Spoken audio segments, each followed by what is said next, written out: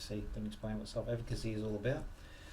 So it came from the social cognitive theory that was proposed by Albert Bandura in 1986. You just need to know that for your referencing.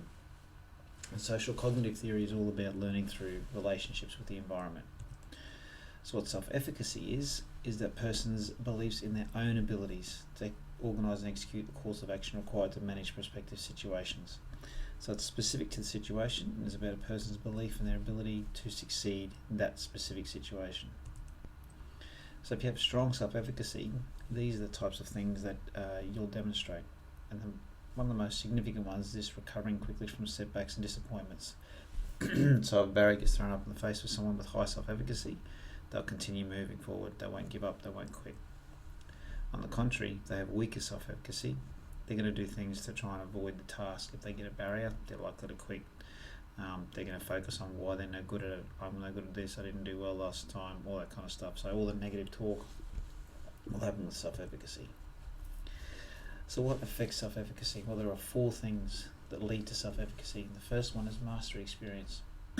Mastery experience is the continual repetition of an activity when someone is successful. So it's repeating the activity and learning it over and over again. Quite obviously, if we are successful, that increases self-efficacy. If we fail at it, then it lowers self-efficacy. But you'll see at the special school that simple tasks are repeated often, and that is that mastery experience that they are looking for. Vicarious experiences are basically watching others succeed. So teacher demonstrations or student demonstrations is vicarious experience. Social persuasion is all about encouraging or discouraging someone. Now this can be intended persuasion or unintended persuasion. So someone who makes a comment about a performance as a joke, it may actually discourage the person that's doing the performance. Significantly, it takes a lot more work to increase self-efficacy through encouragement than it does to decrease self-efficacy through discouragement. The concept of pay 5 positive compliments and you destroy that with 1 negative insult or negative remark. And the final one is the physiological responses. So this is how we react to our own feelings. So an example here would be if I'm stressed, and I know that last time when I was stressed in my maths exam, I didn't do well in my maths exam. The next time I turn up and I feel stressed, I might think, oh, I'm stressed, I can't do it. So it's a response to the stress, not actually a response to the situation itself. So this is how physiological responses can contribute to self-efficacy.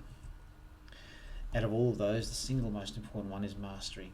So the constant repetition of an activity. If someone constantly repeats an activity and fails, self-efficacy lowers. If they're successful, self-efficacy increases. It's important to note though that self-efficacy doesn't result from being spared from failure. Anyone will fail. It's about whether they continue to try and then succeed, which builds their self-efficacy or not.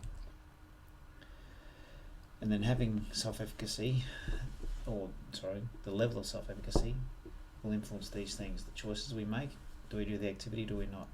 How much effort we put in, how long we actually continue once we hit those barriers, and generally how we feel doing the activity.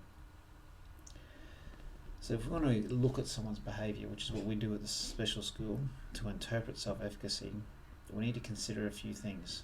So first of all, there's an aspect called an outcome expectation. So outcome expectation is the value that the individual places on the task they're doing right now and its successful completion. So if you were juggling a soccer ball on your feet, and you wanted to get to 100 juggles, how much you valued actually doing that skill would determine, would indicate to us your self-efficacy. So if I saw you juggling and you dropped the ball on 40, you dropped the ball on 50, you dropped the ball on 30, you dropped the ball on 60, and you kept going, I could assume that you have high self-efficacy because you've hit barriers, you've hit failures, and you've continued going.